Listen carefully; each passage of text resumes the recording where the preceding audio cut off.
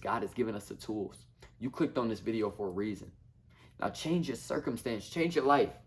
Go get financially free so that you can ball out on whatever you want to ball out on.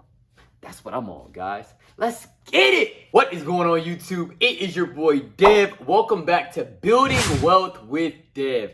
Now, you guys saw in the last video, I told you guys about the smartest financial decision that I've made, which I felt like has been buying our first property, right? And buying that property, the property went up in value. We were able to pull out $30,000 worth of equity out of that property. 3 years after we bought it, we used that to buy several more properties. We now own 9 doors, and it has been a crazy journey investing in real estate. But that's not what we're here to talk about today. You guys saw the title. You guys nosy, and you wanted to see what was up, right? So today we are to talk about the dumbest thing that I've done with my money since I've started making money in my life, right? So the dumbest purchase that I've ever made. Now, I made a few somewhat questionable purchases, right, in my life. I remember being in college and I saw this 1997 Honda Prelude SH and I really wanted it. Yeah, I wanted it bad and I was like, I'm going to get it. So I went, bought it, kind of was in a rush, guys. The car smelled like cat the whole time that I owned it. The lady who I bought it from, she had a lot of cats and I kind of was just, I was moving a little fast, guys. I really wanted a manual, little 2-door sports car type whip, and, I bought it. And I ended up having to replace the clutch like a month later. That whole operation was over $1,000. I remember back then, I just was like, oh my gosh, this is taking me out, like just crazy. But that wasn't the worst financial decision that I've made thus far. I tried to give you guys a hint, guys. The worst financial decision in my life that I've made thus far is purchasing my 2018, I'm sorry, I don't have a 2018. I have a 2018 GSXR 1000. That wasn't a horrible financial decision. That was only like $12,500. I didn't really think that was a big deal. And I did have to finance it for some time, but it's paid off now. But that was not a huge dollar amount. The craziest and worst financial decision that I made thus far in my life was purchasing my 2016 Harley Davidson Street Glide Special, guys. Now, I was 20 years old when I bought this bike, and I bought it when I graduated from college. Graduated from college in 2018. The bike was a 2016, so it was 2 years old.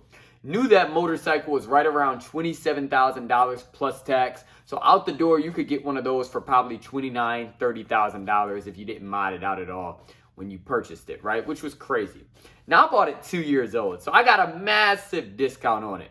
I saw it online at a dealership about 2 hours away from me, and they only wanted 19 grand for the bike, guys. No, guys, at 20 years old, I had just graduated from college. One little issue. I hadn't started investing in any assets yet.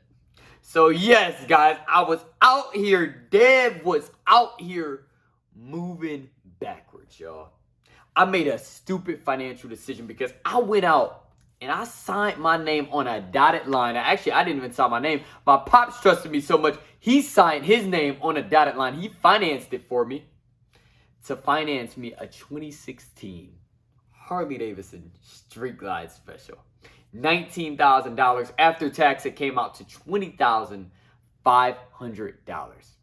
My monthly payment on that motorcycle, I financed it for 5 years. Ended up paying it off in 4, but I financed it for 5 years.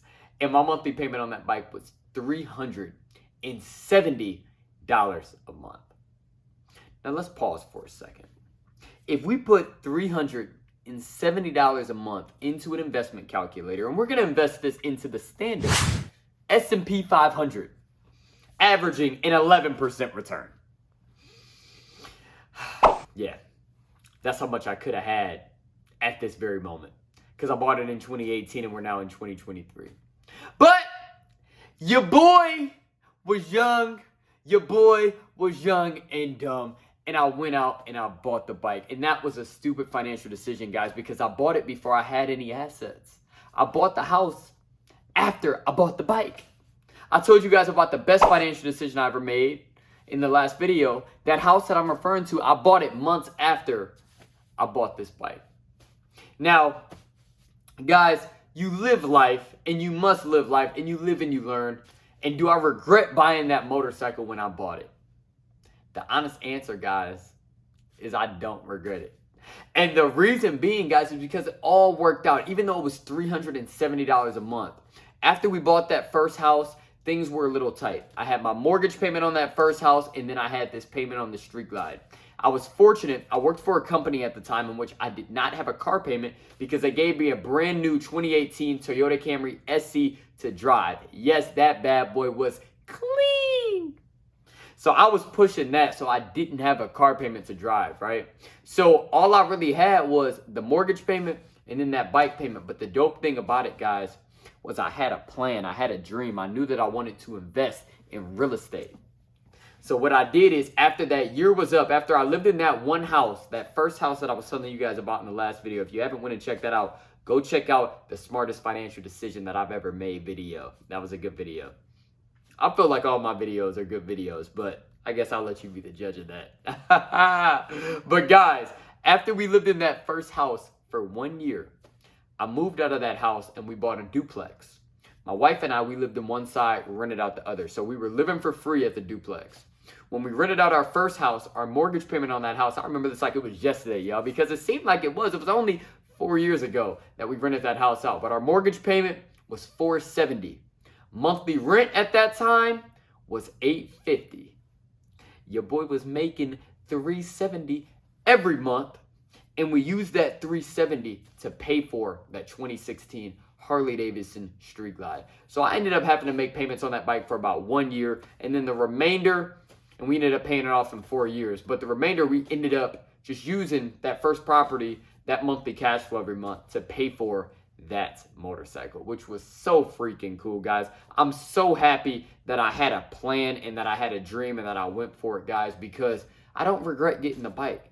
I believe everybody out there should have things, goals, things that are making them stretch, things that they want out of this life, because life is short. We got to go out and get the things that we want, but we have to do it in a way that's smart.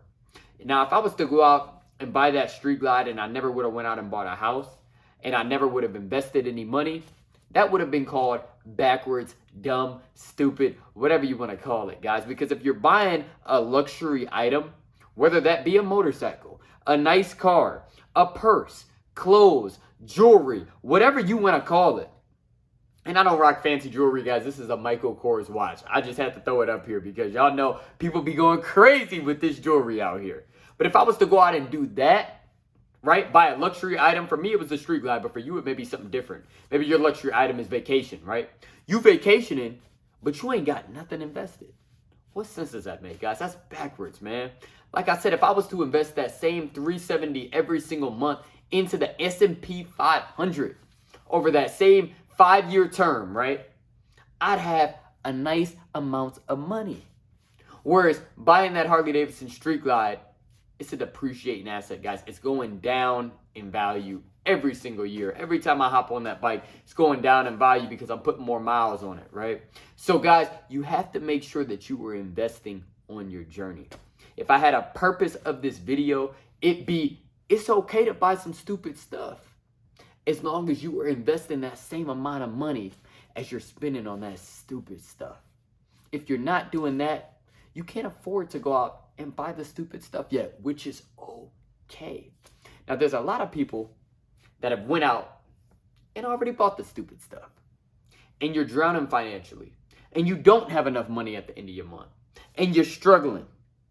In your situation, you're experiencing the consequences that came with going out and buying the stupid stuff, and you weren't investing the same amount of money as you were spending into whatever your stupid stuff was. Whether that be your vacations, your jewelry, your clothes, your car that's parked outside in the driveway because you don't have a garage to store it in. That is what I'm talking about, guys.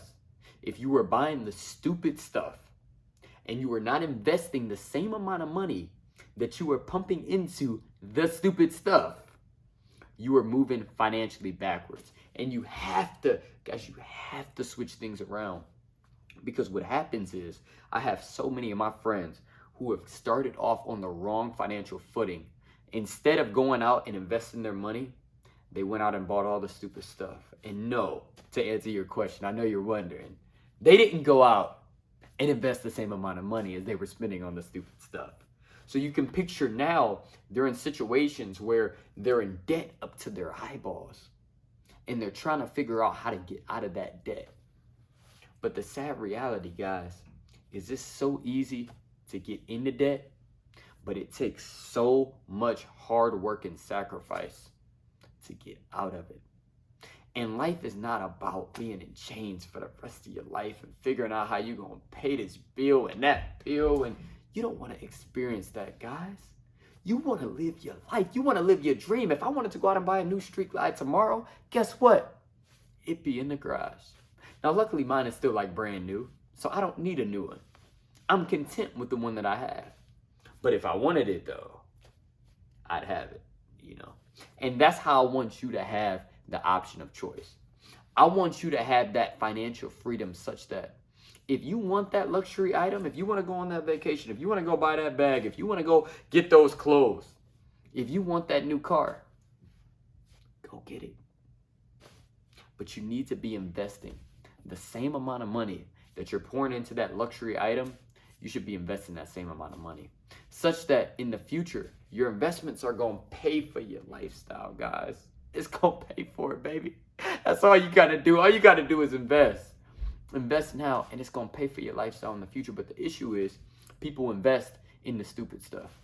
You investing into Chanel. Chanel ain't your last name. Why do you feel the need to have to rock another family's last name?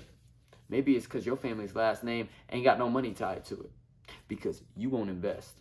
So you rather go out and give the Chanel family your money. And it ain't Chanel, it's Gucci, it's Louis, it's whoever. It may be Harley Davidson, right? I don't know what it is for you. It may be Sandals Resorts. I don't know.